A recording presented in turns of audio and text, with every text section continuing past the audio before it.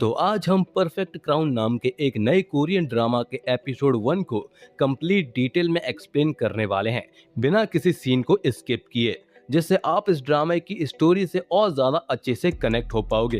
ये ड्रामा बहुत ही ज़्यादा कमाल का है और मुझे पूरा यकीन है कि आपको ये ड्रामा पसंद आने वाला है, इसलिए वीडियो को एंड तक देखना। तो अब बिना किसी देरी के वीडियो को स्टार्ट करते हैं। स्टोरी की स्टार्टिंग में हमें एक कोरिया का अल्टरनेट वर्जन दिखाया जाता है। यहाँ पर अभी भी किंग्स यानी राजा महाराजाओं का शासन चलता है, ओरिजिनल कोरिया से बिल्कुल अलग। इस वर्जन में बहुत सारी रॉयल फैमिलीज है और यही फैमिलीज कोरिया को चलाती भी हैं, इसलिए यहाँ पर रॉयल होना बहुत बड़ी बात होती है।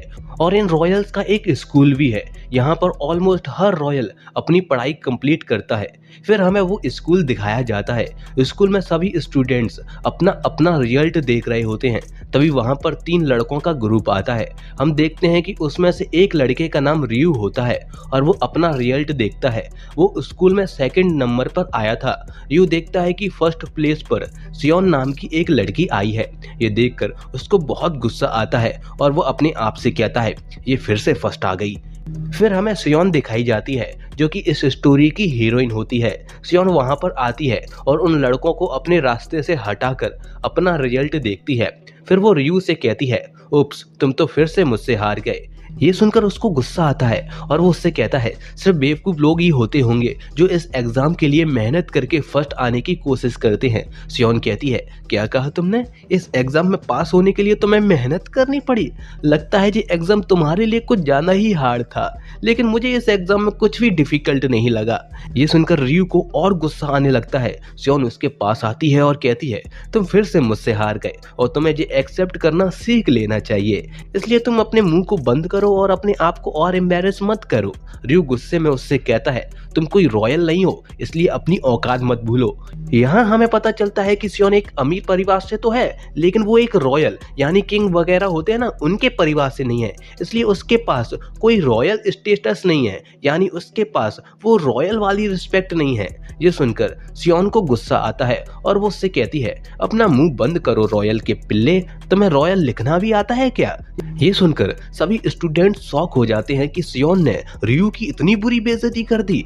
सियोन रियू से कहती है, कोई बात नहीं, नेक्स्ट टाइम थोड़ा और मेहनत कर लेना, शायद मुझसे जीत जाओ। और अपने कपड़े तो देखो, रॉयल फैमिली से हो लेकिन लगते गली के कोई गुंडे हो। और ये बोलकर वो वहां से चली जाती है। रियू को बहुत गुस्सा आ रहा होता है क्योंकि उसने उसको सबके सामने एम्बैरेस कर दिया था। उसके बाद हम सियोन को प्रिंसिपल ऑफिस में देखते हैं। प्रिंसिपल सियोन को शाबाशी दे रहा होता है उसके स्कूल में फर्स्ट आने के लिए। प्रिंसिपल उससे कहता है, सियोन, तुम फर्स्ट आई हो तो बताओ तुम्हें क्या चाहिए, मैं तुम्हें वो दे सकता हूँ। सियोन कहती है, मैं चाहती हूँ कि स्कूल में रॉयल और अनरॉयल को समान हक और रिस्पेक्ट मिलनी चाहिए। ये सुनकर प्रिंसिपल का फेस कुछ और ही बन जाता है। वो कहता है, तुमने सही कहा, इक्वालिटी तो बहुत ज्यादा जरूरी होती है। हमारा स्कूल इसलिए पॉपुलर भी है, लेकिन फिर भी अनरॉयल्स के लिए कुछ लिमिटेशन तो है रॉयल फैमिलीज के बच्चों के मुकाबले।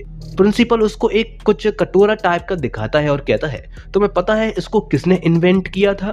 तो सियोन प्रिंसिपल के ऑफिस की दीवार पर लगी तस्वीरों को देखने लगती है। प्रिंसिपल कहता है, बिल्कुल सही, इसको इन्वेंट किया है किंग सियोन ने, जो कि मेरे पूर्वज हैं। और देखो, मैं उनका ब्लड हूँ तो मैं कितना काबिल हूँ, मैं पूरी दुनिया का सबसे बड़ा रॉयल स्कूल चला रहा हूँ। माना कि कुछ अनरॉयल लोग भी काबिल होते हैं, लेकिन रॉयल ब्लड्स की बात ही अलग होती है। और फिर वो हंसने लगता है।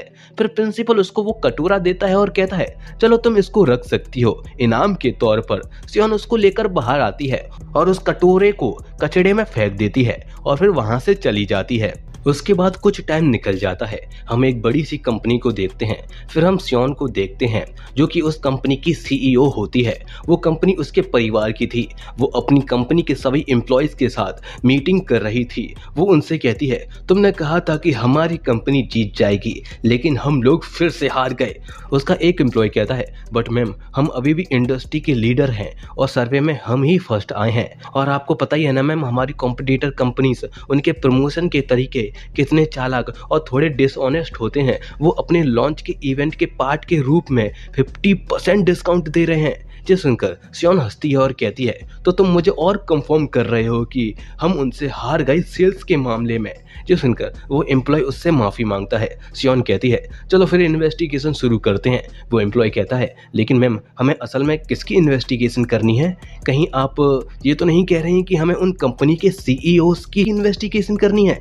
सियोन कहती है, नहीं, ये सिर्फ टाइम की बर्बादी है। वो एम्प्लॉय कहता है, हाँ आपने सही कहा मैम। सियोन कहती है, ली ने हमें मना कर दिया और उनकी स्पोक पर्सन बन गई, तो मैं उसकी इन्वेस्टिगेशन करनी है। ये सुनकर वो सभी शॉक हो जाते हैं। सियोन कहती है, जब एक ही ऐड इतना जाना वायरल हो जाता है तो प्रॉब्लम्स तो आना पक्का है, और जहाँ पर प्रॉब्लम्स होती हैं वहाँ पर मुसीबत भी आ ही जाती हैं। वो एक एम्प्लॉय की तरफ देखती है और कहती है, इन बातों को एक बड़े मीडिया कंट्रोवर्सी में बदलना इतना मुश्किल तो नहीं होगा, है ना? ये सुनकर उसका वो एम्प्लॉय शॉक होता है और कहता है, हाँ हाँ जी मैम, आपने सही कहा, ये इतना मुश्किल तो नहीं होगा। सियोन कहती है ना, अगर ये इतना मुश्किल नहीं है तो फिर करो, भले ही तुम्हें कुछ भी गंदी चालें क्यों ना चलनी पड़े। वो एम्प्लॉय उसको यस मैम बोलता है और इस चीज को नोट कर लेता है। सियोन कहती है, हमारा लॉजिस्टिक मैनेजर कौन है? लॉजिस्टिक मैनेजर कहता है, हेलो मैम, मैं लॉजिस्टिक मैनेजर हूँ। वो उसको देखकर अपने पहले वाले एम्प्लॉय की तरफ देखती है और कहती है, अरे तुम दोनों तो जुड़वा लगते हो। और ये बोलकर वो हंसने लगती है। उसको देखकर वो सभी हंसने का नाटक करते हैं। सियोन कहती है, बहुत हो गया मजाक, और ये बोलते ही सब लोग शांत हो जाते हैं। सियोन कहती है, कस्टमर्स में कहीं हम मिस ना कर दें इसका डर पैदा करो और प्रोडक्ट्स को जल्दी से सेल आउट करवाओ। लॉजिस्टिक मैनेजर कहता है, ये उतना भी आसान नहीं है जितना सुनने में लगता है, प्रोडक्ट्स पहले से ही बन चुके हैं। सियोन कहती है, उनको फेंक दो। ये सुनकर लॉजिस्टिक मैनेजर शॉक हो जाता है और कहता है, लेकिन मैम इससे तो हमें बहुत ज़्यादा लॉस हो सकता है। ये सुनकर सियोन कहती है, अरे देखो तो हमारे लॉजिस्टिक मैनेजर को, ऐसा लगता है जैसे कि हमारे लॉजिस्टिक मैनेजर चुमन्नी और हठन्नी बचाने की कोशिश कर रहे हैं। और ये बोलकर वो हंसने लगती है। उसके साथ साथ बाकी सब हंसने का नाटक करते हैं। सियोन उससे कहती है, मैं डिसाइड करूंगी कि मुझे अपने पैसों के साथ क्या करना है। ये सुनकर सब लोग शांत हो जाते हैं। लेकिन तभी वहां पर सियोन की सेक्रेटरी दो हाई आती है और वो सियोन से कहती है, 5 मिनट पूरे हो गए हैं, अब हमें निकलना होगा। सियोन कहती है, रुको, अभी हमारी मीटिंग अभी बाकी रह गई है। दो हाई कहती है, ट्रैफिक पहले ही बहुत ज्यादा है, क्या तुम लेट होना चाहती हो? सियोन कहती है, ठीक है, मैं समझ गई, इतने सारे दिनों में से आज ही क्यों हमारे किंग का बर्थडे होना था। सियोन सभी एम्प्लॉयज से कहती है, तुम सभी जानते हो ना कि आज मैं किंग के बर्थडे के लिए उनके पैलेस जाने वाली हूँ। मैं हमारी कंपनी के लिए वहां पर जबरदस्त हाइप क्रिएट करने वाली हूँ, इसलिए मैं तुम सब से उम्मीद करती हूँ कि तुम सब हार्ड वर्क करोगे। सभी एम्प्लॉयज उसको स्माइल करते हुए हाँ बोलते हैं। लेकिन एक एम्प्लॉय कहता है, लेकिन मैम हमें करना क्या है? सियोन कहती है, अरे आर्टिकल्स लिखने हैं, आज मैं किंग के बर्थडे में अपनी कंपनी की बनाई हुई ड्रेस पहन कर जाऊंगी और तुम्हें उस ड्रेस के रिलेटेड इतने आर्टिकल्स लिखने हैं कि उसकी हाइप बढ़ जाए और वो ड्रेस तुरंत ही सेल आउट हो जाए और हमें बहुत ज्यादा प्रॉफिट हो। और आर्टिकल्स की हेडलाइन में लिखा होना चाहिए, कैसल ग्रुप की सक्सेसर को इनवाइट किया गया किंग के पैलेस में। कमाल की हेडलाइन है ना? फिर हम सियोन और दो हाई को गाड़ी में देखते हैं। दो हाई कहती है, तुम कंपनी की सक्सेसर कब बन गई? सियोन कहती है, नहीं मैं नहीं बनी हूँ। दो हाई कहती है, तो फिर तुमने झूठ क्यों बोला? सियोन कहती है, आर्टिकल्स में कुछ भी छाप सकते हैं, इससे कोई फर्क नहीं पड़ता, लगता है तुम्हें पीआर के बारे में कुछ भी नहीं पता। फिर हम इस स्टोरी के हीरो को देखते हैं जो कि एक राजकुमार होता है, उसका नाम इयान होता है। वो शिकार करके आया था, इसलिए हम उसके कपड़ों पर खून के निशान भी देख सकते हैं। वो अपने आप को साफ करने के लिए नहा रहा होता है। हम इयान के सर्वेंट्स को बाहर देखते हैं जो कि इयान को जल्दी से तैयार होने के लिए बोल रही थीं, लेकिन इयान उनकी बातों का कोई भी जवाब नहीं दे रहा था। तभी वहां पर इयान का सेक्रेटरी जिसका नाम चॉय होता है वो आता है। वो उन सर्वेंट्स से कहता है, आप लोग चले जाओ, मैं राजकुमार को हैंडल कर लूंगा।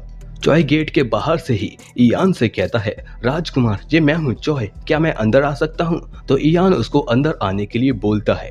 ये सुनकर वो खुश होता है और वो अंदर आता है। हम अंदर इयान को देखते हैं, उसके हाथ में एक गन होती है, उसी से वो शिकार करने के लिए गया था। चॉय इयान से कहता है, राजकुमार क्या आपने गिफ्ट तैयार कर लिया है? इयान कहता है, आज सुबह से इतना ब्लड देखने के बाद भी, और ये बोलकर वो गन चॉय की तरफ पॉइंट कर देता है। ये देखकर चॉय डर कर अपने हाथों को ऊपर कर लेता है। इयान कहता है, मुझे अभी भी पता नहीं क्यों शिकार करने का मन हो रहा है। और ये बोलकर वो स्माइल करता है और गन को नीचे करता है। ये देखकर चॉय खुश होता है और कहता है, ओह तो ऐसा है, वैसे आपकी चाय तैयार है, क्या आप पीना चाहते हो? लेकिन इयान उसको मना करता है और कहता है, नहीं, मैं फिर से शिकार करने के लिए जा रहा हूँ। लेकिन चॉय उसको ऐसा करने से रोकता है और कहता है, क्या आप फिर से शिकार करने के लिए जा रहे हैं? आप ऐसा नहीं कर सकते, मतलब आज का दिन कितना इम्पोर्टेंट है ये आपको भी पता है ना? लेकिन इयान उससे कहता है, चॉय तुम मेरे क्या हो? चॉय कहता है, सर मैं आपका रखवाला, घर वाला, काम वाला, मैं आपका सेक्रेटरी हूँ, मेरा नाम है चॉय। ये सुनकर इयान स्माइल करता है और कहता है, हाँ तो अब मेरी बात मानो, मैं शिकार करने के लिए जा रहा हूँ। और ये बोलकर वो वहां से जाने लगता है। चॉय कहता है, लेकिन राजकुमार आज किंग का बर्थडे है। लेकिन इयान उसकी बात को कंप्लीटली इग्नोर कर देता है। इससे बेचारा चॉय परेशान हो जाता है। फिर हमें पैलेस दिखाया जाता है। शाम हो चुकी थी और किंग के बर्थडे की पार्टी में सभी गेस्ट आने लगे थे। वहां पर बहुत सारे रिपोर्टर्स आए थे जो कि वहां पर आने वाले कई रॉयल फैमिलीज के फोटो ले रहे थे। लेकिन तभी वहां पर फुल स्पीड में एक कमाल की रेड कार आती है। वो गाड़ी रिपोर्टर्स का ध्यान अपनी तरफ खींच लेती है और फिर उस गाड़ी का गेट ओपन होता है और उसमें से सियोन बाहर निकलती है। उसने व्हाइट शूज के साथ कमाल की रेड कलर ड्रेस पहनी हुई थी। सभी रिपोर्टर्स उसकी फोटोज लेने लगते हैं और सियोन मस्त मस्त पोजेस के साथ अपने फोटो खिंचवा रही थी। एक रिपोर्टर कहता है, क्या सच में मिस योंग पैलेस में रेड ड्रेस पहन कर आई हैं? दूसरा रिपोर्टर कहता है, तुम्हें पता ही है ना कि उसका फैशन सेंस कितना अच्छा है, वो बहुत ही ज्यादा सुंदर लग रही है। वो रिपोर्टर कहता है, तो फिर बात क्यों कर रहे हो, उसके फोटोज लो ना। फिर सियोन पैलेस के अंदर जा रही होती है, लेकिन वो जाने से पहले सभी रिपोर्टर्स की तरफ देखती है और एक अच्छे से फोटो के लिए उनको फ्लाई किस करते हुए एक पोज देती है और उसके बाद सियोन पैलेस के अंदर जाने लगती है। वहीं सियोन के सभी एम्प्लॉयज उसकी ड्रेस और उसके फोटोज को हर आर्टिकल्स में छापने लगते हैं। वो एम्प्लॉय सबसे कहता है, कोई भी न्यूज़पेपर और कोई भी आर्टिकल मत छोड़ना, हर आर्टिकल्स पर सिर्फ और सिर्फ सियोन मैम का ही फोटो होना चाहिए और उनका और उनकी ड्रेस का ही नाम होना चाहिए। और फिर ऐसा ही होता है। वो लोग सियोन और उसकी ड्रेस के रिलेटेड इतने पोस्ट और इतने आर्टिकल पोस्ट करते हैं कि हर कोई अपने फोन में सियोन और उसकी ड्रेस के बारे में ही फोटो देख रहा होता है और सभी उस ड्रेस को ऑर्डर करने लगते हैं, जिस वजह से सियोन की कंपनी की सेल्स बहुत ज्यादा बढ़ने लगती है उस ड्रेस की वजह से और उनको बहुत ज्यादा प्रॉफिट होने लगता है। और यही सियोन का असली मास्टर प्लान था। फिर हम पैलेस के अंदर देखते हैं। वहां पर बहुत सारी रॉयल फैमिलीज होती हैं जो कि एक दूसरे से मिल रहे होते हैं और बातें कर रहे होते हैं। लेकिन उस पार्टी में हम सियोन को बिल्कुल अकेला देखते हैं। ऑफ कोर्स वो एक रॉयल नहीं है, इसलिए वहां पर कोई भी उससे बात नहीं कर रहा था। वहां पर हम 3 लेडीज को देखते हैं जो कि सियोन को देख रही होती हैं और उसके रिलेटेड ही बातें कर रही होती हैं। उनमें से एक लेडी कहती है, क्या वो सियोन है ना, कार्सल ग्रुप की सेकंड चाइल्ड? दूसरी लेडी कहती है, क्या कहा आपने, सेकंड चाइल्ड? वो लेडी कहती है, हाँ, जब तक वो 10 साल की नहीं हुई थी किसी को उसके बारे में पता ही नहीं था कि वो इस दुनिया में एग्जिस्ट भी करती है। वो एक बास्टर्ड चाइल्ड है, इसलिए उसको एक मिस्ट्रेस ने पाल पोस कर बड़ा किया है। ये सब सियोन सुन रही होती है। वो तीसरी लेडी कहती है, फिर तो वो एक कॉमनर है। कॉमनर मतलब अनरॉयल या फिर नॉर्मल पर्सन। वो दूसरी लेडी कहती है, फिर तो उसको यहाँ आना भी नहीं चाहिए था, उसकी कोई रिस्पेक्ट थोड़ी है हम रॉयल फैमिलीज की तरह। वो पहली लेडी कहती है, तुमने सही कहा, मैंने सुना है कि वो थोड़ी साइको है। और ये बोलकर वो सियोन के पीठ पीछे हंसने लगती हैं। लेकिन इससे सियोन को गुस्सा आता है और वो अपने ड्रिंक के ग्लास को जोर से टेबल पर मारकर तोड़ देती है। ये देखकर वो तीनों लेडीज शॉक हो जाती हैं। सियोन उनकी तरफ मुड़ती है और उनकी तरफ वो टूटा हुआ ग्लास करके उनको स्माइल करते हुए चीयर्स बोलती है। ये देखकर तो इन तीनों लेडीज का चेहरा ही बन जाता है और वो तीनों लेडीज वहां से चली जाती हैं। फिर सियोन अपना पर्स लेकर वहां से जा रही होती है। तभी पीछे से उसका बड़ा भाई आता है, उसका नाम ताइजू होता है। वो पीछे से सियोन को कहता है, अरे ये तो हमारी सीईओ सियोन है, हमारी इंडस्ट्री की रनिंग अप। लेकिन सियोन उसको इग्नोर करते हुए आगे बढ़ती है और एक ड्रिंक वाले से ड्रिंक का ग्लास लेती है और उसको थैंक यू बोलती है। लेकिन ताइजू उसके पास आता है और कहता है, मुझे इग्नोर करने की कोशिश मत करो, मुझे पता है कि तुमने सुन लिया। सियोन फेक स्माइल करते हुए कहती है, फिर भी तुम मुंह उठाकर मेरे सामने चले आए। ये सुनकर वो गुस्से से उससे कहता है, जी किस तरह से बात कर रही हो अपने बड़े भाई से, मुझे थोड़ी रिस्पेक्ट दो। लेकिन ये सुनकर सियोन का फेस बन जाता है। ताइजू कहता है, जी आजकल की जनरेशन भी अपने कल्चर को भूलते जा रहे हैं। फिर ताइजू हंसते हुए कहता है, वैसे वैसे मैंने सुना है कि हमारी कंपनी ने तुम्हारी कंपनी को सेल्स के मामले में पीछे छोड़ दिया है। यहाँ हमें पता चलता है कि स्टार्टिंग में जब सियोन मीटिंग में अपनी जिस कॉम्पिटिटर कंपनी की बात कर रही थी, असल में वो उसके बड़े भाई की कंपनी ही थी। ताइजू उससे कहता है, मैंने सुना है कि तुम्हारी कंपनी बहुत ही लॉस में चल रही है, और ये बोलकर वो वहां से जाने लगता है। लेकिन सियोन उसको रोकते हुए कहती है, हाँ मैं जानती हूँ मेरी कंपनी का लॉस हो गया है, लेकिन कम से कम हम तुम्हारी कंपनी की तरह चालबाजी और डिसऑनेस्ट वाले एड कैंपेन्स तो नहीं चलाते ना। वो उसके पास आती है और कहती है, तुमने 50% डिस्काउंट और ऑफ सेल जैसे इवेंट किए है ना, तुम्हें तो इससे बहुत ही ज्यादा प्रॉफिट हो गया होगा ना। तुमने तो मुझे सरप्राइज कर दिया था कासल ग्रुप की कंपनी होकर 50% डिस्काउंट और ऑफ सेल जैसे इवेंट करके। मुझे लगा नहीं था कि कासल ग्रुप की कंपनीज इस तरह की चीप हरकतें भी कर सकती हैं। सियोन स्माइल करती है और कहती है, तुम्हारी ये चिल्लर भर कमाई ने तो सच में मेरी कंपनी को बहुत बड़े लॉस में कर दिया।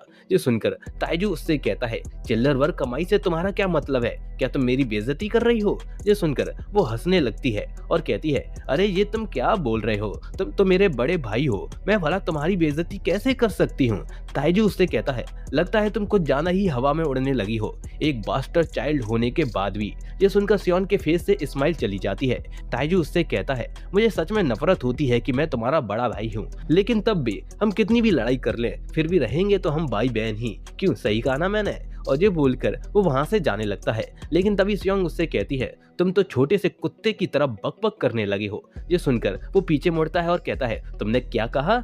सियोन कहती है, अगर तुम ऐसे ही बक बक करने वाले हो तो कम से कम अपना पट्टा तो सही पहन लो। और ये बोलकर वो उसकी टाई को ठीक करने लगती है और कहती है, अगर तुमने फिर से मेरे साथ ये बक बक की तो मैं तुम्हें इसी पट्टे से दम घोट के मार दूंगी। और ये बोलकर वो उसकी टाई को जोर से खींच देती है, जिससे ताइजू की सांस घुटने लगती है और उसके बाद वो उसकी टाई को छोड़ देती है। लेकिन ताइजू अभी भी खांस रहा होता है। लेकिन तभी पैलेस के अंदर से 2 सर्वेंट बाहर आती हैं और वो सबसे कहती हैं, खाना तैयार हो गया है, सभी लोग खाने के लिए अंदर आ जाइए। सभी लोग अंदर जाने लगते हैं। वहीं सियोन और ताइजू दोनों अंदर जाने के लिए तैयार होते हैं और दोनों ही अपने बालों को एक जैसे ही स्टाइल में और एक साथ ही ठीक करते हैं। ये तो सच है, भले ही दोनों लड़ते रहते हैं लेकिन दोनों की हरकतें एक जैसी हैं। फिर वो लोग भी अंदर जाते हैं।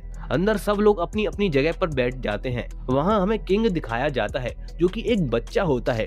उस बच्चे का नाम इयून होता है। उसके बगल में हम उसकी माँ को देखते हैं, उसका नाम आईरंग होता है।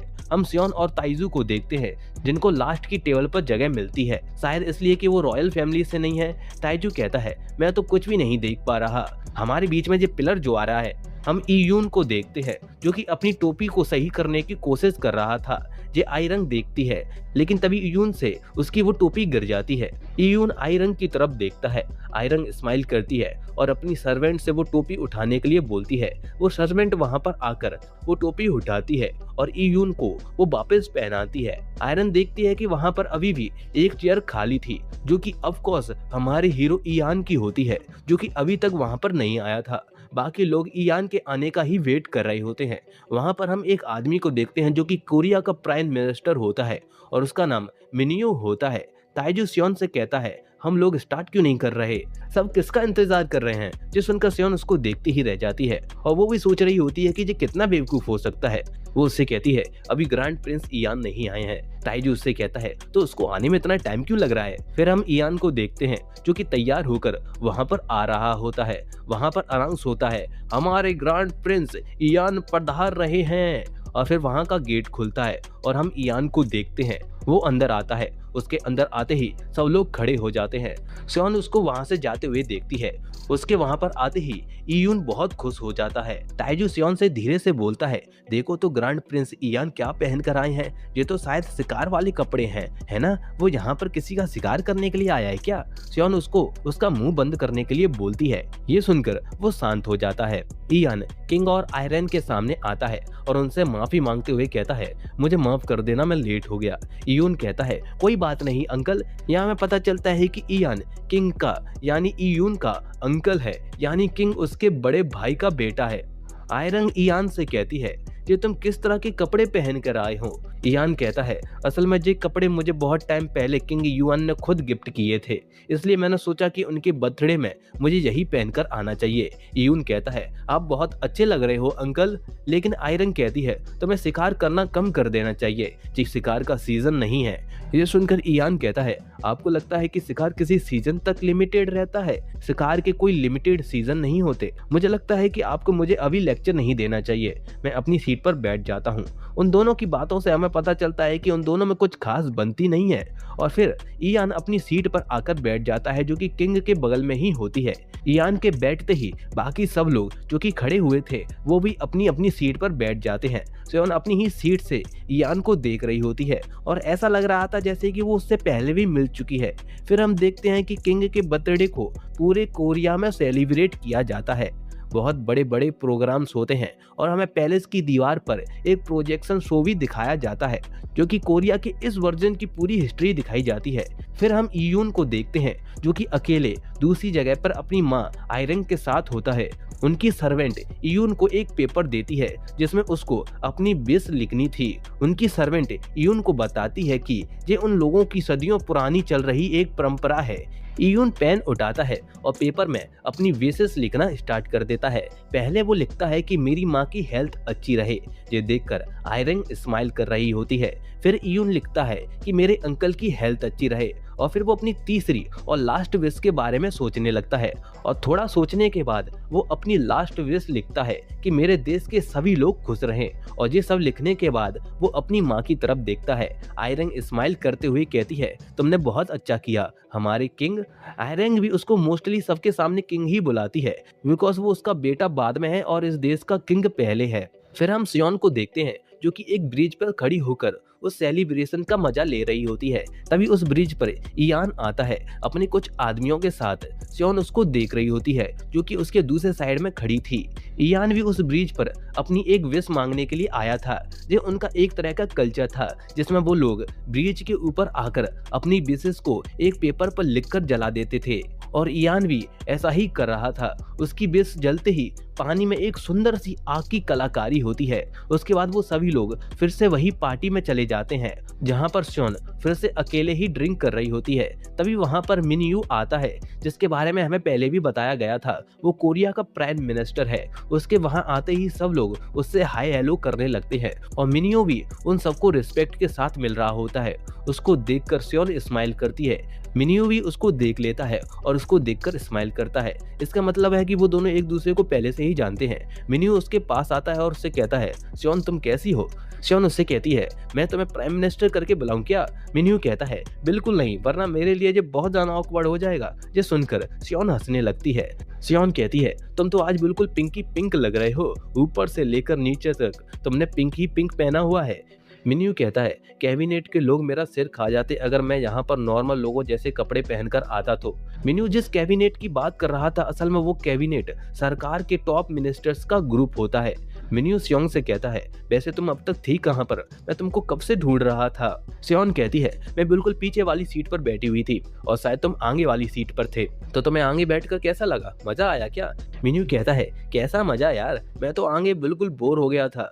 फिर मिन्यू उससे कहता है, तो तुमने उसको पीछे पचाड़ी दिया। सियोन कहती है, तुम किस बारे में बात कर रहे हो? मिन्यू कहता है, मैंने सुना है कि तुम्हारी कासल ब्यूटी कंपनी ने तो सेल्स के मामले में तुम्हारे बड़ी भाई की कंपनी ही क्या, पूरे कोरिया की कंपनीज की फाड़ कर रख दी है। ये सुनकर सियोन स्माइल करती है। मिन्यू कहता है, मुझे पक्का यकीन है कि तुमने सबको शॉक कर दिया होगा। ताइजू भी तुमसे आगे नहीं निकल सकता, वो 2 साल से कोशिश कर रहा है। ये सुनकर सियोन उससे कहती है, कम ऑन यार, मुझे कम से कम ताइजू से कंपेयर मत करो। ये सुनकर मिन्यू हंसने लगता है और फिर सियोन भी स्माइल करती है। मिन्यू कहता है, तो क्या ये ड्रेस तुम जानबूझकर पहनकर आई थी अपनी सेल्स बढ़ाने के लिए? सियोन उसको हाँ बोलती है और कहती है, क्यों, क्या हुआ, तुम्हें ये ड्रेस पसंद नहीं आई क्या? मिन्यू कहता है, वैसे मुझे लगता है कि रेड ड्रेस इस पैलेस में अलाउड नहीं है। सियोन कहती है, इसको किसकी परवाह है, मैंने कोई क्राइम थोड़ी किया है। मिन्यू कहता है, हाँ फिर भी थोड़ा केयरफुल रहना, ये तुम्हें कंट्रोवर्सी में डाल सकता है। सियोन कहती है, भला छोटी सी कंट्रोवर्सी से क्या ही बुरा हो सकता है, वैसे भी किसी को नहीं पता कि मैं यहाँ ताइजू की बहन हूँ, लेकिन ये सबको पता है कि मैं कासल ग्रुप की बास्टर्ड चाइल्ड हूँ। लेकिन जल्द ही सब लोग मुझे कासल ब्यूटी की कंपनी की सीईओ की के रूप में जानने लगेंगे। तभी वहाँ पर चॉय आता है और वो मिन्यू के कान में कुछ बोलता है और फिर चॉय वहाँ से चला जाता है। उसके जाने के बाद मिन्यू सियोन से कहता है, मुझे अब जाना होगा, मेरा थोड़ा वेट करना, फिर हम दोनों साथ में मिलकर ड्रिंक करेंगे। और फिर मिन्यू वहाँ से चला जाता है। फिर हम इयान को देखते हैं जो कि अकेला होता है। तभी वहाँ पर मिन्यू आता है, वो भी अपने कपड़े चेंज करके। वो इयान से कहता है, राजकुमार, चॉय ने मुझे बताया कि आपको मुझसे कुछ बात करनी है। यून उसकी तरफ देखता है और अपना हाथ ऊपर करके उसको हाई करता है। इससे हमें पता चलता है कि वो दोनों अच्छे दोस्त भी हैं। मिन्यू इधर उधर देखता है और फिर इयान के पास आता है और कहता है, मैंने तुमसे कितनी बार बोला था कि ऐसे मत भागा करो। इयान कहता है, क्यों, क्या तुम्हें डर है कि मुझे छुपके से मार दिया जाएगा? मिन्यू कहता है, नहीं, मुझे तुम्हारे सेक्रेटरी चॉय की ज्यादा चिंता है, कहीं वो बेचारा तुम्हारी टेंशन ले लेकर ही ना मर जाए। वो काफी टेंशन में रहता है तुम्हारे अचानक ही गायब हो जाने से। तुम्हें थोड़ा केयरफुल रहना चाहिए। किंग अभी भी बहुत छोटे हैं, उनको तुम्हारी जरूरत है। इयान कहता है, तुम शादी क्यों नहीं कर लेते? मिन्यू कहता है, तुमने अचानक ही ये सवाल क्यों पूछ लिया? इयान कहता है, दावत में आधी से ज्यादा लड़कियां तुम्हें देखना बंद नहीं कर रही थीं। मिन्यू कहता है, आप ये क्या बकवास कर रहे हो? इयान कहता है, अरे मैं सच बोल रहा हूँ, और उनमें से आधी नहीं, आधी से भी ज्यादा लड़कियां मुझे देख रही थीं। ये सुनकर मिन्यू हंसता है और कहता है, क्या तुम मेरी शादी करके खुद स्पॉटलाइट लेना चाहते हो? इयान कहता है, नहीं, बल्कि मैं इसका पूरा उल्टा सोच रहा हूँ कि मैं खुद ही जल्दी शादी कर लूं। ये सुनकर मिन्यू शॉक हो जाता है और कहता है, क्या तुम सच में ये करना चाहते हो? इयान कहता है, मेरी भाभी माँ यानी हमारी रानी आयरंग मुझ पर काफी प्रेशर डाल रही हैं शादी करने के लिए, इसलिए मैं सोच रहा हूँ कि जितनी जल्दी हो सके मैं शादी कर लूँ, लेकिन इससे तुम्हारी लाइफ थोड़ी चेंज हो जाएगी। ये सुनकर मिन्यू कहता है, मेरी लाइफ? लेकिन इससे मेरी लाइफ कैसे चेंज होगी? इयान कहता है, जब मेरी शादी हो जाएगी तब मैं इस पैलेस से चला जाऊंगा और फिर पैलेस के बाहर से मेरा सर्व करना बहुत मुश्किल होगा। हमारे किंग अभी भी 8 साल के हैं, जो कि अभी भी स्टेट अफेयर्स के काम को नहीं संभाल सकते, इसलिए मैं चाहता हूँ कि तुम मेरी जगह किंग के काम को संभालो। और फिर वो मिन्यू को सभी काम बताने लगता है।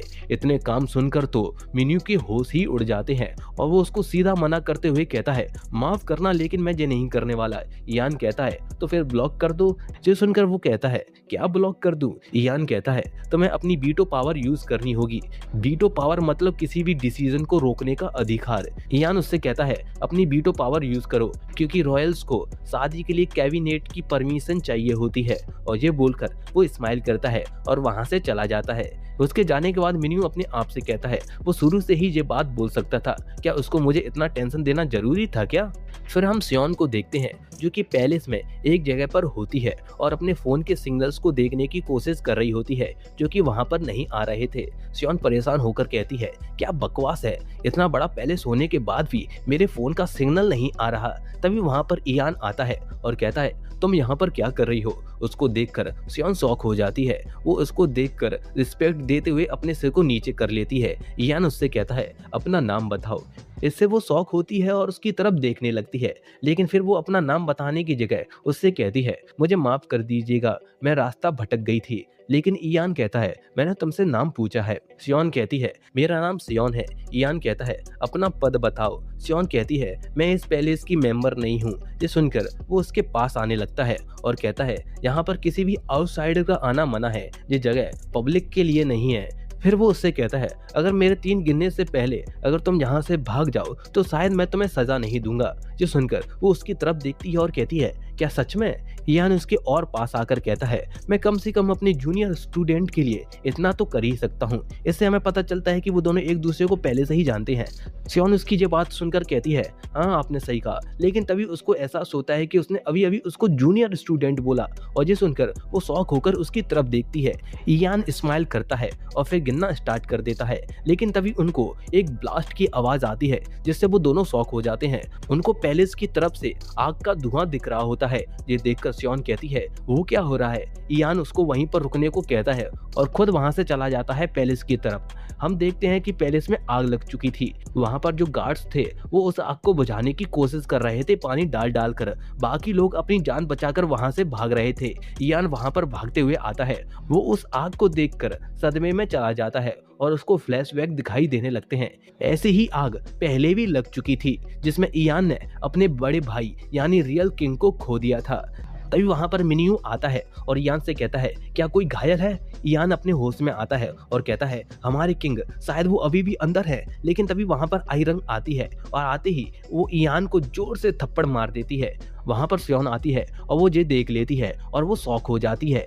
आयरंग उससे कहती है क्या तुम फिर से चाहते हो कि एक और किंग की जान चली जाए। लेकिन तभी वहां पर किंग इयून आता है और आयरंग को पुकारता है। उसको देखकर वो इमोशनल हो जाती है और भागते हुए इयून के पास जाती है और उससे कहती है क्या तुम ठीक हो। इयून उसको सिर हिलाकर हाँ बोलता है। वहीं ये सब इयान देख रहा होता है।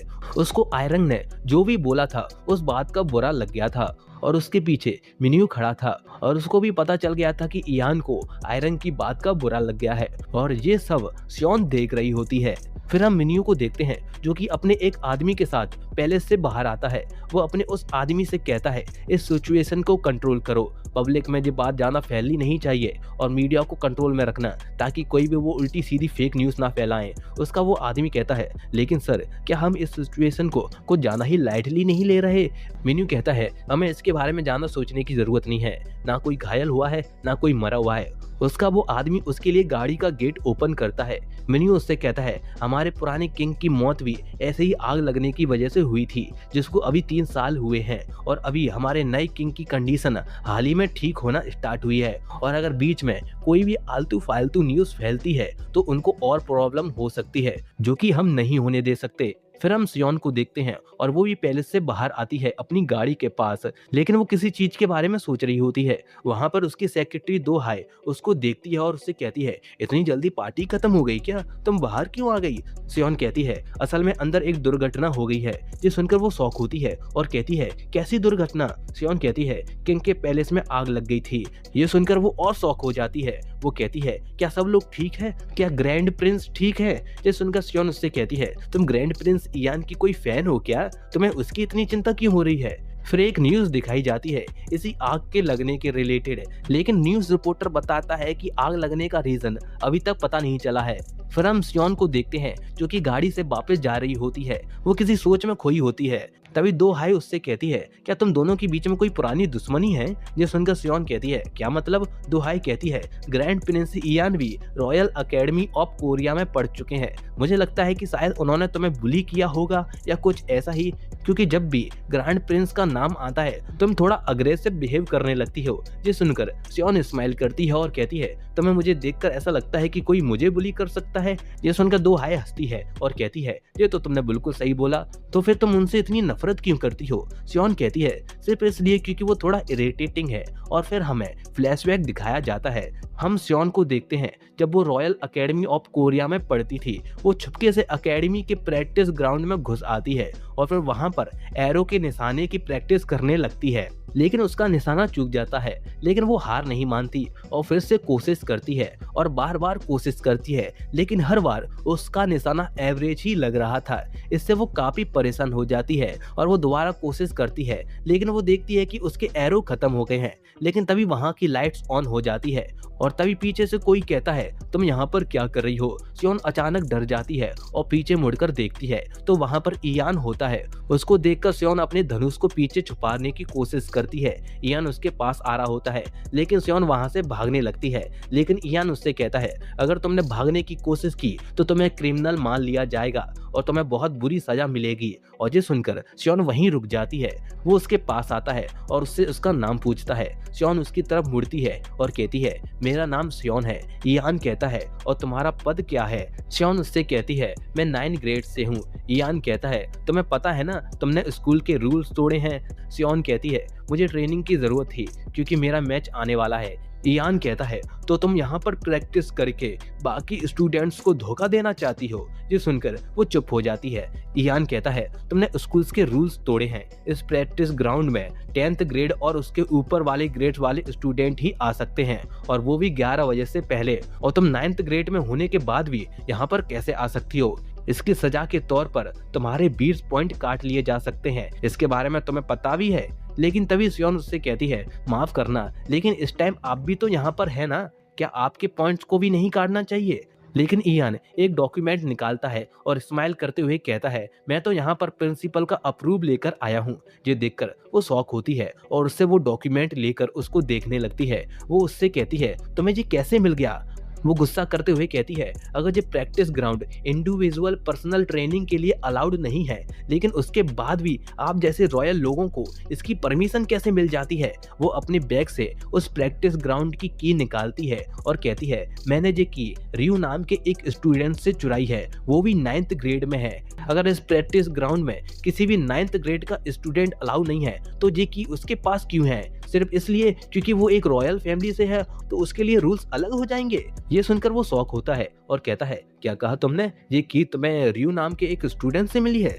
शियोन उसको हाँ बोलती है। वो उसको उसका वो डॉक्यूमेंट देते हुए कहती है, और तुम्हें भी तो इतनी आसानी से परमिशन मिल गई, लगता है सिर्फ मेरे लिए ही ये सब रूल्स बनाए गए हैं। शियोन उससे कहती है, मुझे नहीं पता कि क्या सही है या फिर क्या गलत, लेकिन अगर मेरे को एक भी मौका मिलता है अपने दुश्मनों से बेहतर बनने का, उससे आगे निकलने का, तो मैं उस मौके को नहीं छोड़ने वाली। और ये बोलकर वो वहां से जाने लगती है। यान उसको जाते हुए देखता है और उसकी इस बहादुरी को देखकर स्माइल करता है। और फिर प्रेजेंट टाइम में हम शियोन को देखते हैं जो कि ये सब याद कर रही होती है। शायद उसको उस टाइम नहीं पता था कि इयान ग्रैंड प्रिंस है। शियोन अपने आप से कहती है, वो सच में बहुत ज्यादा इरिटेटिंग है। हम इयान को देखते हैं जो कि अपने ऑफिस में बैठकर काम कर रहा था। तभी उसका एक सर्वेंट उससे कहता है, ग्रैंड प्रिंस क्यून आयरंग आपसे मिलने के लिए आ रही हैं। फिर हम आयरंग को देखते हैं जो कि इयान से मिलने के लिए उसके ऑफिस की तरफ आ रही थी। फिर हम आयरंग और इयान को देखते हैं जो कि अकेले होते हैं। इयान उससे कहता है, मैं उम्मीद करता हूँ कि मैंने आपको ज़्यादा वेट नहीं कराया होगा। आयरंग उससे माफ़ी मांगते हुए कहती है, मुझे माफ़ कर देना ग्रैंड प्रिंस, मैंने कल जो भी किया मुझे अपनी उस गलती का रिग्रेट है। उस टाइम मेरा दिमाग सही ठिकाने पर नहीं था, मैं किंग की जान को खतरे में देखकर डर गई थी। इयान कहता है, प्राइम मिनिस्टर मिन्यू आप पर कार्रवाई करना चाहते हैं क्योंकि उनके हिसाब से आपने जो भी किया उस चीज़ को स्वीकार नहीं किया जा सकता। आपने देश के ग्रैंड प्रिंस पर हाथ उठाया था, लेकिन मैंने उनको समझाया और कहा कि आपने मुझसे बाद में माफी मांग ली थी और इस तरह मैंने आपको कार्रवाई से बचाया। ये सुनकर अचानक आयरन कहती है, पहले इसमें आग लगी थी, हमारे किंग की जान जाने वाली थी, लेकिन हर किसी को आपके फेस पर लगी खरोच की ज्यादा चिंता हो रही है। इयान कहता है, तो क्या आप इसके लिए मुझे दोषी समझती हैं? आयरन कहती है, हाँ, आप ही इसके जिम्मेदार हो क्योंकि आप किंग के रीजेंट हो। रीजेंट का मतलब होता है जब असली किंग छोटा हो तो उसकी जगह कोई और टेम्परेरी रूल करता है, उसी इंसान को रीजेंट कहते हैं और इस टाइम रीजेंट इयान होता है। ये सुनकर इयान की बोलती बंद हो जाती है। वो आयरन की आंखों में अपने लिए साफ साफ नफरत देख सकता था। इयान उससे कहता है, हमारे किंग अभी सिर्फ 8 साल के हैं, वो स्टेट अफेयर्स को हैंडल करने के लिए अभी बहुत छोटे हैं, इसलिए मेरा रीजेंट बनना जरूरी है। आयरन कहती है, इयान मेरा ये मतलब नहीं था, लेकिन इयान उसकी बात को काटते हुए कहता है, और इसके अलावा रीजेंट के पास कोई खास या एक्स्ट्रा पावर नहीं होती। आयरन गुस्से में उसका नाम लेती है, लेकिन इयान भी गुस्से में बोलता है, पॉलिटिशियंस पॉलिटिक्स करते हैं, बिजनेसमैन बिजनेस करते हैं, लेकिन मेरा काम चुपचाप रहकर बस देखना है, बस यही मेरी पावर है। आयरन कहती है, क्या तुम्हें लगता है कि ये कोई असली पावर नहीं है? पॉलिटिक्स पूरी लगन से कोशिश करते हैं तुम्हारे पास खड़े होने की, क्योंकि तुम्हारे साथ ली गई एक फोटो 10 प्रॉमिस से ज्यादा पावरफुल होती है और बड़े बड़े बिजनेसमैन वो तुरंत ही तुम्हारी सर्विस में आ जाते हैं, बस इतने में ही कि तुमने उनको अपने साथ खड़े होने का मौका दिया। यही उनके इन्वेस्टर का ट्रस्ट जीतने के लिए काफी होता है। तुम खुद क्राउन यानी किंग से भी ज्यादा पावरफुल हो। ये सुनकर इयान की बोलती बंद हो जाती है। फिर हमें एक फ्लैशबैक दिखाया जाता है। एक छोटा बच्चा किंग के पास आता है। वो छोटा बच्चा इयान होता है और वो किंग उसके फादर होते हैं। छोटा इयान किंग को अपना स्कूल का रिजल्ट दिखाता है और कहता है, पिताजी देखिए मेरे रिजल्ट में मुझे पूरे 100 नंबर मिले हैं। लेकिन किंग उसको कोई शाबाशी नहीं देता। किंग उसकी इस खुशी में खुश नहीं होता। वो उससे कहता है, इन छोटी मोटी बातों पर खुश होना बंद करो, इनको इग्नोर करो। ये सुनकर छोटा इयान शॉक होता है कि इसके ही पिताजी ने उसको ये क्यों बोला। किंग उससे कहता है, अगर तुम किसी चीज में अच्छे हो तो वो एक्सपेक्टेड होता है, लेकिन अगर तुम उसमें फेल हो जाते हो तो वो शर्म की बात होती है। छोटा इयान कहता है, लेकिन पिताजी क्या मेहनत और लगन एक अच्छे इंसान का फर्ज नहीं होता? किंग उससे कहता है, तुम पहले एक ग्रैंड प्रिंस हो और तुम्हारी जिम्मेदारी तुम्हारी इन पर्सनल पर्सनल वैल्यूज से भी ऊपर आती है। किंग उसको एक लेटर देता है जिस पे आई सिन लिखा होता है। किंग उससे कहता है ये तुम्हारा नया रॉयल टाइटल है। ये देखकर छोटा इयान कहता है क्या मेरा रॉयल टाइटल बदलने वाला है? किंग कहता है ये तुम्हें याद दिलाने के लिए है कि तुम्हें ईमानदार रहना है और क्राउन प्रिंस यानी होने वाले किंग के रास्ते में नहीं आना है, यानी उनके खिलाफ नहीं होना है। ये सुनकर छोटा इयान दुखी हो जाता है। वो सोचता है कि उसके साथ ऐसा क्यों किया जा रहा है, भला उसकी क्या गलती है। कुछ टाइम बाद जब इयान यंग हो जाता है तो किंग उसको फिर से बुलाते हैं। वो किंग के पास आता है। किंग उससे कहता है इनाम के तौर पर आज से ये तुम्हारा नया रॉयल टाइटल होगा। और फिर हमें एक लेटर दिखाया जाता है जिसमें इयान लिखा होता है और इस तरह इयान का नाम इयान पड़ा। ये देखकर इयान किंग से कहता है क्या ये सच में एक इनाम है या फिर कुछ और ये बोलकर वो दुखी आंखों से किंग की तरफ देखने लगता है। उनको किंग समझकर नहीं बल्कि एक पिता समझकर इयान की आंखों में दुख और उदासी होती है। फ्लैशबैक खत्म होता है और ये सब इयान सोच रहा होता है और हम उसकी आंखों में वही दुख और उदासी देखते हैं जो कि उसको फील करा रही थी कि यहाँ पर भी उसका कोई अपना नहीं है। इयान आयरन से कहता है तो आप मुझसे क्या चाहते हो? आयरन कहती है तुम्हें किंग के लिए स्ट्रॉन्ग और रॉयल सपोर्ट बनना होगा। इयान कहता है वो तो मैं पहले से ही हूँ। आयरन कहती है तो फिर अपनी शादी के लिए तैयार हो जाओ, मेरी पसंद की लड़की से शादी करो और इस तरह अपनी वफादारी किंग और मुझे दिखाओ। फिर हम सियोन को देखते हैं जो कि अपने फादर के साथ होती है। वो अपने फादर से कहती है मैंने कहा ना फादर, मैं शादी नहीं करने वाली। और ठीक है, मान लो मैं सब मान लेती हूँ और शादी कर भी लेती हूँ, लेकिन मैं एक बड़े बिजनेस एम्पायर की वारिस हूँ। मैं खुद एक बहुत बड़ी बिजनेस वूमेन हूँ, इसलिए स्टैटिक बिजनेस डील मेरे लिए बहुत ही ज़्यादा इम्पोर्टेंट है। यही मेरा रोल है फैमिली की लेगेसी को स्ट्रॉन्ग बनाने के लिए। लेकिन आप मुझसे किसी छोटी कंपनी के सीईओ से शादी करने के लिए बोल रहे हो, ये बिल्कुल भी नहीं हो सकता। क्या आपको लगता है कि इसका कोई सेंस बनता है? मैं सियोन हूँ, कोरिया की एक बहुत ही बड़ी बिजनेस वूमेन। मुझसे शादी करने वाला लड़का भी मेरे ही लेवल का होना चाहिए। तभी वहाँ पर ताइजू अपनी वाइफ के साथ आता है और वो सियोन से कहता है तो क्या फर्क पड़ता है कि तुम कौन हो या क्या हो। वो दोनों सोफे पर बैठते हैं। ताइजू की वाइफ का नाम हान होता है। हान सियोन से कहती है तुम चिंता मत करो, हमने खुद तुम्हारे लिए लड़का ढूंढा है और उसके बारे में सारी इंफॉर्मेशन निकाली है। ये सुनकर वो हंसती है और कहती है अगर लड़का तुमने पसंद किया है तो फिर तो मुझे तुम पर डाउट है। भला तुमने खुद अपने लिए ताजू जैसे गधे को चूज किया है तो फिर तुमने मेरे लिए क्या ही लड़का पसंद किया होगा। ये सुनकर ताइजू को गुस्सा आता है और वो उससे कहता है ओए तेरी हिम्मत कैसे हुई मुझे ऐसा बोलने की। और फिर वो दोनों लड़ने लगते हैं, लेकिन उनके फादर जोश से चिल्लाकर उनको शांत रहने को बोलते हैं। उनके फादर सियोन से कहते हैं तुम्हें कभी ना कभी तो शादी करनी ही पड़ेगी। सियोन कहती है हाँ तो मैंने शादी करने से मना थोड़ी किया है, लेकिन मैं अपने से नीचे किसी इंसान से शादी नहीं करने वाली। लड़के को मेरे लेवल का तो होना ही चाहिए। फादर आप सच बताना, आप ऐसा इसलिए तो नहीं कर रहे ना ताकि ये गधा मेरे से आगे निकल जाए, क्योंकि वैसे तो ये मेरे लेवल तक कभी नहीं पहुंच सकता। ये सुनकर ताइजू फिर से गुस्सा करते हुए कहता है क्या तुमने अभी अभी मुझे गधा बोला? सियोन गुस्से में बोलती है हाँ क्योंकि तुम हो। ये सुनकर तो ताइजू बस सबकी शक्ल देखता ही रह जाता है। सियोन अपने फादर से कहती है लगता है मुझे बास्टर्ड चाइल्ड का टैग देना ही काफी नहीं था और ना ही मुझे एक यूजलेस भाई के साथ बांधना काफी था, इसलिए अब आप मुझ पर एक निकम्मा पति भी थोपना चाहते हैं। लेकिन ये सब आपके हिसाब से नहीं होने वाला फादर, मैं ऐसा नहीं होने दूंगी। और ये बोलकर वो वहां से चली जाती है। फिर हम इयान और चॉय को देखते हैं। चॉय शौक होता है ये सुनकर कि आयरन ने उसको शादी करने को बोला है। चॉय इयान से कहता है क्या आप इसके लिए अग्री हो? इयान कहता है शायद हाँ। ये सुनकर वो शौक होता है और कहता है क्या आप सच में ये करने जा रहे हो? इयान कहता है हाँ मैं ऐसा क्यों नहीं कर सकता। चॉय कहता है आप कब से इतना बात मानने वाले हो गए? ये सुनकर इयान कहता है और तुम इतने बदतमीज कब से हो गए? ये सुनकर चॉय को एहसास होता है कि उसने कुछ जाना ही बोल दिया। चॉय उससे कहता है मुझे माफ कर दीजिए राजकुमार, मैं बस थोड़ा फ्रस्ट्रेट था इस सिचुएशन को लेकर। मेरा मतलब इतने टाइम तक वो आपकी शादी के खिलाफ थी और अब वो चाहती हैं कि आप शादी करो और वो भी उनकी पसंद की लड़की से। ये बिल्कुल ही बेकार बात है। फिर अगले दिन हम सियोन की कंपनी को देखते हैं। हम सियोन को देखते हैं जिसने फिर से मीटिंग रखी थी। वो सभी एम्प्लॉयज के प्रपोजल को देख रही थी। वो उनसे कहती है ये सब तो हमने पिछले साल भी किया था और साथ में हमारी कॉम्पिटिटर कंपनी भी ऑलरेडी कर चुकी है। वो उन पे गुस्सा करते हुए कहती है, क्या तुम लोगों को और टाइम चाहिए? उसका एक एम्प्लॉय कहता है, मैम असल में इस टाइम हमारी जो पीआर कंपनी है, लेकिन उसकी बात खत्म होने से पहले ही सियोन उससे कहती है, मुझे ये मत बताओ कि इस सिचुएशन में पीआर टीम की हैंडल करने की लिमिट थी। अगर ये तुम्हारा बहाना है तो तुम्हें रिजाइन दे देना चाहिए। अगर हर चीज तुम पीआर टीम के भरोसे ही कर रहे हो तो इतने ज्यादा एम्प्लॉय रखने का क्या फायदा है? ये सुनकर वो एम्प्लॉय उससे माफी मांगता है। दूसरा एम्प्लॉय कहता है, आपके फीडबैक के बेसिस पर हम चेंजेस करके आपको फिर से दिखाने के लिए आएंगे। लेकिन इससे सियोन परेशान हो जाती है। ये उसकी सेक्रेटरी दो हाई नोटिस करती है और वो समझ जाती है कि सियोन किसी और चीज को लेकर बहुत ज्यादा परेशान है।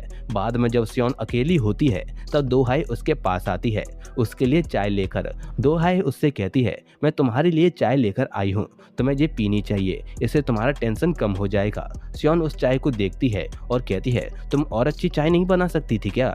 ये सुनकर दो हाई उससे कहती है, यार तुम इसको पी लो और अपने घर का गुस्सा कम से कम मुझ पर तो मत निकालो। ये सुनकर सियोन कहती है, मैं कोई गुस्सा नहीं निकाल रही। दो हाई उससे कहती है, मैं तुमको तुमसे ज्यादा अच्छे से जानती हूँ। आज जब तुमने सभी एम्प्लॉयज की क्लास लगाई मैं तभी समझ गई थी तुम्हें अपने पर्सनल प्रॉब्लम्स को ऑफिस लेकर नहीं आना चाहिए।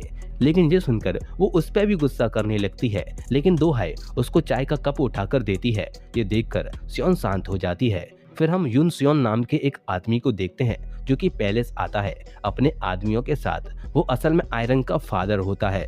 तभी उसको रास्ते में इयान दिख जाता है। वो इयान को झुककर रिस्पेक्ट देता है और कहता है, ऐसा लग रहा है राजकुमार कि आप कहीं जा रहे हो। इयान कहता है, हाँ मैं कुछ दिन की छुट्टी ले रहा हूँ। ये सुनकर वो शौक होता है और कहता है, आप छुट्टी क्यों ले रहे हैं? इयान कहता है, किंग के बर्थडे की तैयारी में मैं काफी टाइम तक पैलेस में बिजी रहा। अब मैं कुछ टाइम के लिए अपने प्राइवेट रेसिडेंट पर रेस्ट करने के लिए जा रहा हूँ। यून सियोन कहता है, अगर आप पैलेस छोड़कर अकेले चले गए और आपके साथ कुछ बुरा हो गया तो हम क्या करेंगे? पैलेस की सिक्योरिटी का क्या होगा? इयान कहता है, मुझे तो लगा था कि आप मेरे न होने से बहुत खुश होंगे। ये सुनकर यून सियोन चुप हो जाता है, लेकिन फिर इयान हंसने लगता है और कहता है, शायद मैं आपके बारे में गलत था। प्लीज मेरी तरफ से क्वीन आयरन को मेरा प्रणाम कर देना। मैं अपनी छुट्टी को लेकर इतना एक्साइटेड था कि मैं उनसे मिलना ही भूल गया। और फिर इयान वहां से चला जाता है। फिर हम यून सियोंग और आयरन को देखते हैं जो कि अकेले में बात कर रहे होते हैं। यून सियोंग को सब कुछ पता चल जाता है कि आयरन ने इयान को क्या क्या बोला। वो आयरन से कहता है, तो क्या तुमने सच में उसको इतना कुछ बोल दिया? आयरन उससे कहती है, हमारे किंग का बर्थडे था, उसके बाद भी वो उस रात लेट आया और ऊपर से वो शिकार वाले कपड़े पहन कर आया। जब पैलेस में आग लगी थी तब भी वो वहां पर नहीं था। ये सब उसने ही किया है। ये सुनकर यून सियोंग उसको चुप कराता है और कहता है, तुम्हें सोच समझ कर बोलना चाहिए। वो देखता है कि कहीं किसी ने ये सुन तो नहीं लिया। उसके बाद वो चाय का कप उठाता है और चाय पीता है। आयरन उससे कहती है, रॉयल फैमिलीज वाले इतना रूल्स वगैरह का लेक्चर देते हैं लेकिन ग्रैंड प्रिंस के सामने कुछ बोलने की हिम्मत नहीं करते। यून सियोंग कहता है, जनता ग्रैंड प्रिंस को पसंद करती है, लेकिन ये जवाब आयरन को पसंद नहीं आता। यून सियोंग उससे कहता है, अपने पेरेंट्स और अपने भाई को खोने के बाद भी वो अपने भतीजे के लिए रीजेंट बनकर सर्व कर रहा है और राजगद्दी की हिफाजत कर रहा है। आयरन कहती है, यही तो असली प्रॉब्लम है। किंग अभी सिर्फ एक बच्चा है जिससे उनका और ग्रैंड प्रिंस के बीच का फर्क और भी ज्यादा अच्छे से सामने आ जाता है। फिर हम सियोन को देखते हैं जो कि उन लड़कों की लिस्ट देख रही होती है जो कि उसके फादर ने उसको भेजी थी शादी के लिए। वो फोन पर दो हाई से बात भी कर रही थी। वो दो हाई को बताती है कि उसके फादर ने सभी बिजनेसमैन लड़कों की लिस्ट भेजी है जो कि उसके लेवल के भी नहीं है। दो हाई उससे फोन पर कहती है, तो तुम्हें कैसा लड़का चाहिए? सियोन कहती है, मैं किसी बिजनेसमैन से शादी नहीं करना चाहती, मैं किसी रॉयल फैमिली में शादी करना चाहती हूँ जिससे मुझे भी रॉयल का स्टेटस मिल जाएगा। और तभी सियोन के दिमाग में कुछ आइडिया आता है जिसको सोचकर वो स्माइल करती है। फिर हम इयान को देखते हैं जो कि अपने प्राइवेट रेसिडेंट पर पेंटिंग बना रहा होता है। तभी वहां पर चॉय आता है और उससे कहता है, मैंने आपसे पहले ही कहा था ना, अब आप खुद देख लो कि क्या हुआ है, और ये भूलकर वो उसको एक आर्टिकल दिखाता है जिसमें उसका फोटो होता है जब वो किंग के बर्थडे में शिकार वाले कपड़े पहनकर आया था। लेकिन इयान उसको इग्नोर करते हुए अपनी पेंटिंग पर फोकस करता है। इससे परेशान होकर चॉय कहता है, ये पेंटिंग करने का टाइम नहीं है, मैंने आपको पहले ही बोला था कि ये आउटफिट मत पहन कर जाओ, अगर आपने प्रॉपर रॉयल ड्रेस पहनी होती तो ये प्रॉब्लम होती ही नहीं। अब सब ऑफिसर्स आप पर गुस्सा हैं, इयान कहता है, और पब्लिक का क्या बोलना है। चॉय कहता है, लोगों के बीच में तो हंगामा मचा हुआ है। इयान कहता है, क्या किसी ने आग के बारे में कुछ बोला? ये सुनकर वो शॉक होता है और कहता है, नहीं अभी तक तो नहीं। इयान कहता है, तो फिर मेरी उस ड्रेस को एक ट्रेंड बना दो जिसके लिए वो मुझ पर गुस्सा कर रहे हैं, जिसके बाद उसी ड्रेस को खरीदने के लिए लोग पागल होने लगेंगे। फिर हम न्यूज़ देखते हैं जिसमें बताया जा रहा था कि इयान ने जो शिकार वाली ड्रेस पहनी थी वो सोशल मीडिया पर ट्रेंड कर रही है, जिसकी वजह से लोग उस ड्रेस को खरीदने के लिए पागल हो रहे हैं। ये न्यूज़ सियोन के ऑफिस के एम्प्लॉयज भी देख रहे होते हैं। वहां पर दोहाई आती है तो उसमें से एक एम्प्लॉय कहती है, मिस दोहाई देखो न्यूज़ में क्या आ रहा है। दोहाई उस न्यूज़ को देखती है और देखकर स्माइल करती है। वो फीमेल एम्प्लॉय कहती है, हमारे ग्रैंड प्रिंस उस ड्रेस में कितने हैंडसम लग रहे हैं। वैसे मेरे दिमाग में एक सवाल था दोस्तों, क्या आप लोगों को भी दोहाई की शक्ल विंसेंजो जैसी नहीं लगती? मुझे तो पता नहीं क्यों इन दोनों की शक्ल एक जैसी लगती है। क्या ये विंसेंजो की बेटी या रिश्तेदार है? अगर किसी को इसके बारे में पता हो तो प्लीज कमेंट करके मुझे बता देना। फिर हम सियोन को देखते हैं और वो भी इयान के रिलेटेड ही आर्टिकल पढ़ रही थी। तभी वहां पर दोहाई आती है और वो देखती है कि सियोन इयान के रिलेटेड आर्टिकल पढ़ रही है। ये देखकर वो कहती है, सच में ग्रैंड प्रिंस की ड्रेस का तो अलग ही लेवल का ट्रेंड बन गया है। एग्जीक्यूटिव ऑपरेशन टीम इस बात को लेकर काफी हलचल में है। सियोन कहती है, ऐसा है क्या? दोहाई उसकी शक्ल देखती है और कहती है, तुम्हारे दिमाग में कुछ चल रहा है क्या? वो इयान के फोटो को देखकर कहती है, मुझे लगता है ये काफी अच्छा रहेगा, और ये बोलकर वो एक शैतानी स्माइल करती है। फिर हम इयान को देखते हैं जो कि एक बुक पढ़ रहा था। तभी वहां पर चॉय आता है फूलों का गुलदस्ता लेकर। वो उस फूलों के गुलदस्ते को वहां पर रखता है और वहां पर बैठ जाता है। इयान उन फूलों के गुलदस्ते को देखता है और स्माइल करते हुए कहता है, तो मैं फूलों के गुलदस्ते को बनाने वाला था, लेकिन तुमने कहा कि तुम ही इनको सिलेक्ट करोगे। चॉय कहता है, हाँ क्योंकि आपने बोला था कि फूल अरेंज करने से दिमाग शांत हो जाता है। वो दोनों थोड़ी देर शांत रहते हैं, लेकिन चॉय ज्यादा देर तक शांत नहीं रह पाता और फिर वो तोते की तरह बोलना स्टार्ट कर देता है। वो उससे कहता है, ऑफिसर्स अभी भी तुम पर गुस्सा हैं, या फिर पता नहीं ये तुम्हारे खिलाफ कोई साजिश है। आप इतने चुप क्यों हो? आपको अपनी सफाई में खुद कुछ बोलना चाहिए। हाँ ये सच है कि आपने रूल्स तोड़े, आपका प्रॉपर रॉयल ड्रेस पहनना जरूरी था, लेकिन अब क्या कर सकते हैं? आपको तो हमेशा स्पॉटलाइट पसंद है, लेकिन क्या ये इतना बड़ा क्राइम है? आज के जमाने में थोड़ा स्टाइलिश होना गलत है? सच बोलूं तो रॉयल कपड़े इतने भी अच्छे नहीं होते। शिकार वाली ड्रेस ज्यादा कूल और स्टाइलिश लगती है ना? और वहीं रॉयल ड्रेस का कलर तो इतना बोरिंग होता है, डल ब्राउन। ये भी कोई कलर होता है? शायद मेरी जैसी स्किन टोन पर वो कलर सूट कर सकता है, लेकिन आप जैसे कूल टोन वाले इंसान पर वो बिल्कुल भी सूट नहीं करेगा। इसमें सबको इतना बड़ा इशू बनाने की क्या जरूरत है? इयान उसकी ये बकबक सुनकर पक जाता है और वो उससे कहता है, अब बस भी करो। लेकिन चॉय अपनी बात को कंटिन्यू रखते हुए कहता है, हाँ आपने सही कहा, उनको अब बस कर देना चाहिए।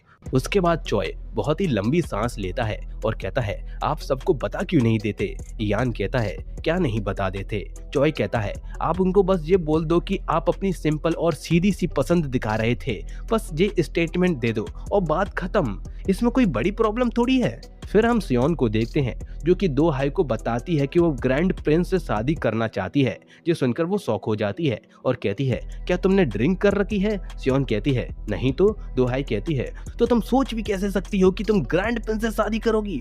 सियोन उससे कहती है, दोहाई एक बार इसके बारे में सोच कर तो देखो, मेरी जैसी प्यारी और सुंदर लड़की, ऊपर से मैं स्मार्ट, और साथ में मेरा एक बहुत बड़ा बिजनेस भी है। तुम ही बताओ कि मेरी जैसी सर्वगुण संपन्न लड़की किसी को कहाँ मिलेगी?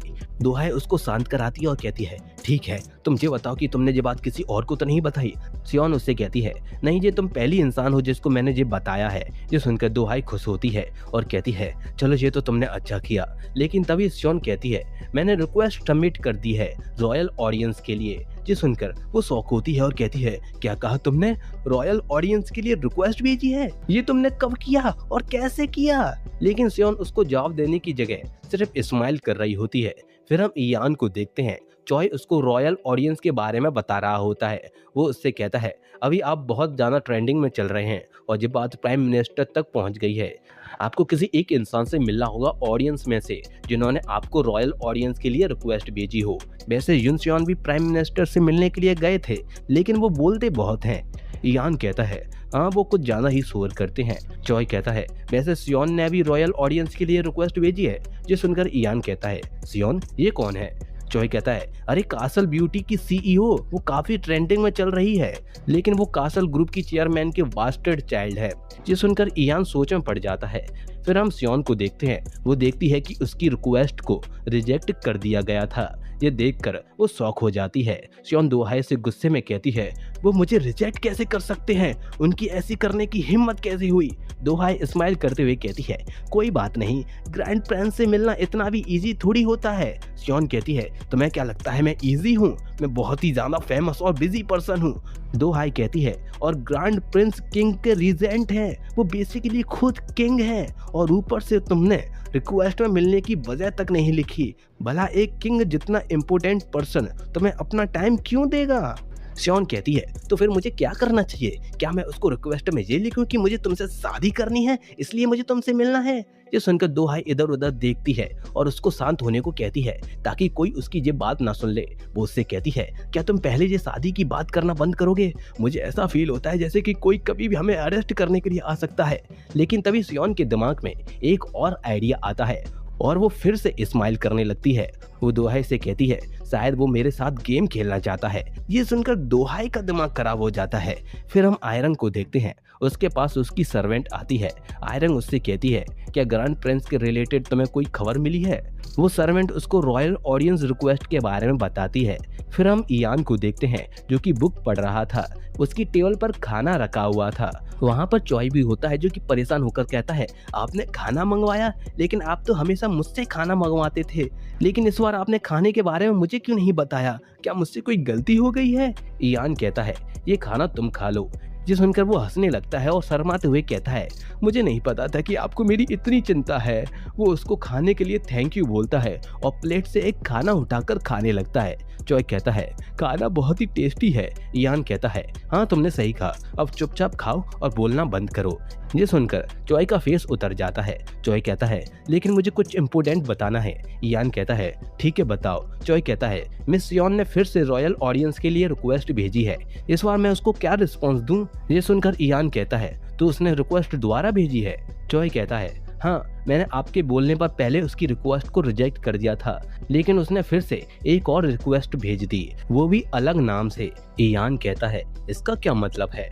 चॉय कहता है, first time request Seon castle beauty नाम से आई थी, लेकिन इस टाइम उसने कासल ग्रुप की सेकंड चाइल्ड सियोन नाम से भेजी है। इयान कहता है, उसकी रिक्वेस्ट को फिर से रिजेक्ट कर दो। फिर हम सियोन को देखते हैं जो कि देखती है कि उसकी रिक्वेस्ट फिर से रिजेक्ट कर दी गई है। ये देखकर वो शॉक हो जाती है और उसको बहुत गुस्सा आता है और वो चिल्ला कर कहती है, उन्होंने फिर से मेरी रिक्वेस्ट को रिजेक्ट कर दिया। क्या वो मुझे जानबूझकर गुस्सा दिलाने की कोशिश कर रहा है? लेकिन इससे दोहाई बहुत खुश होती है और वो मस्त खाना खा रही होती है। वो उसको भी एक पीस देती है और कहती है, बस करो यार, अब ये भूल भी जाओ। लेकिन सियोन को अभी भी गुस्सा आ रहा था। वो वापस अपने लैपटॉप के पास जाती है और सोचने लगती है कि उसको ऐसा क्या लिखना चाहिए कि वो उसकी रिक्वेस्ट को एक्सेप्ट कर ले। वो सोचती है कि शायद उसने मेरी रिक्वेस्ट को इसलिए रिजेक्ट कर दिया क्योंकि मैंने कोई मिलने का रीज़न नहीं लिखा। उसके बाद वो अपनी तारीफ लिखते हुए एक बहुत ही बड़ा ईमेल लिखकर वो फिर से रिक्वेस्ट को सबमिट कर देती है। दोहाई ये देख रही होती है और अपने मन में सोच रही होती है, ये तो सच में पागल हो गई है। हम ईयान को देखते हैं। चॉय बताता है कि सियोन ने फिर से हमें रिक्वेस्ट भेजी है। ईयान बिना जाना सोचे फिर से उसको रिजेक्ट करने को बोल देता है, लेकिन वो जितनी बार उसकी रिक्वेस्ट को रिजेक्ट करवाता, सियोन उसको फिर से भेज देती। ये चॉय उसको बताता है तो ईयान फिर से उसकी रिक्वेस्ट को रिजेक्ट करवा देता है। इससे बेचारा चॉय परेशान हो जाता है। वो इतना परेशान हो जाता है कि वो खुद ईयान को रिक्वेस्ट करने लगता है कि प्लीज प्लीज उसकी रिक्वेस्ट को एक्सेप्ट कर लो, लेकिन ईयान फिर से उसकी रिक्वेस्ट को रिजेक्ट करवा देता है। अब तो सियोन भी परेशान हो जाती है बार बार रिजेक्ट होकर। वो गुस्से में बहुत जोर से चिल्लाती है।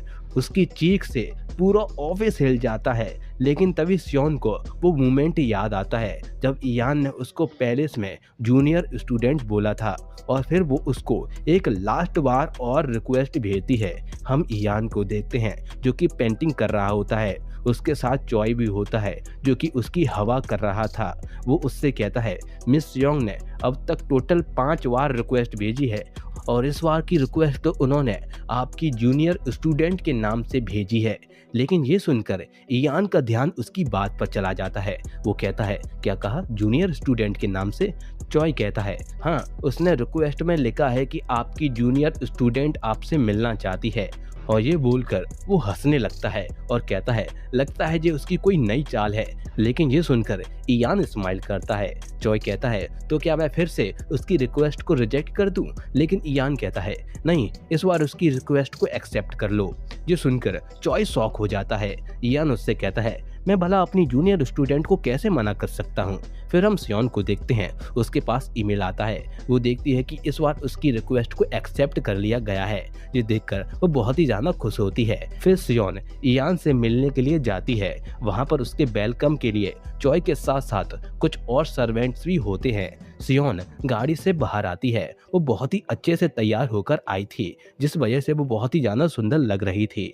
फिर हम आई रंग को देखते हैं। उसकी सर्वेंट उसको सियोन के बारे में बताती है कि उसकी रिक्वेस्ट को ग्रैंड प्रिंस ने एक्सेप्ट कर ली है और वो उससे मिलने के लिए आई है। आयरन कहती है, तुमने ग्रैंड प्रिंस पर नजर रखने के लिए एक लड़की को रखा हुआ है ना? क्या वो भरोसेमंद है? वो सर्वेंट कहती है, जी, वो बहुत ही ज्यादा भरोसेमंद है। फिर हम चॉय को देखते हैं जो कि सियोन को अपने साथ ईयान से मिलवाने के लिए ले जा रहा होता है। फिर हम ईयान और सियोन को देखते हैं जो कि एक दूसरे के आमने सामने बैठे होते हैं। ईयान उससे कहता है, मुझे पता नहीं मैं तुम्हें किस नाम से बुलाऊं, तुमने मुझे कई नामों से रिक्वेस्ट जो भेजी थी। सियोन कहती है, मुझे नहीं पता था कि आप किस नाम को देखकर मुझसे मिलने के लिए तैयार हो जाओगे। ये सुनकर वो स्माइल करता है और कहता है, तो तुम मुझसे क्यों मिलना चाहती थी? सियोन अपने पर्स से एक रेड कलर का लेटर निकालती है और वो उससे कहती है, मेरे पास आपके लिए एक प्रपोजल है। ईयान उसकी तरफ देखता है। सियोन उससे कहती है, चलो शादी कर लेते हैं। ये सुनकर ईयान शॉक होता है और उसको देखता ही रह जाता है, और फिर वो स्माइल करता है। और यहीं एपिसोड 1 खत्म हो जाता है। मैं इसका एपिसोड 2 जल्द ही अपलोड करूंगा। मैं उम्मीद करता हूं कि आपको ये वीडियो पसंद आई होगी। मैंने इसको बहुत ही डिटेल में एक्सप्लेन किया था, जैसा कि आपने देखा। मैं उम्मीद करता हूं कि आपको मेरा इस तरह से एक्सप्लेन करने का स्टाइल पसंद आया होगा। अगर आपको ये वीडियो पसंद आई हो तो प्लीज़ इस वीडियो को लाइक कर देना और कमेंट करके हमें बताना कि आपको ये ड्रामा कैसा लगा।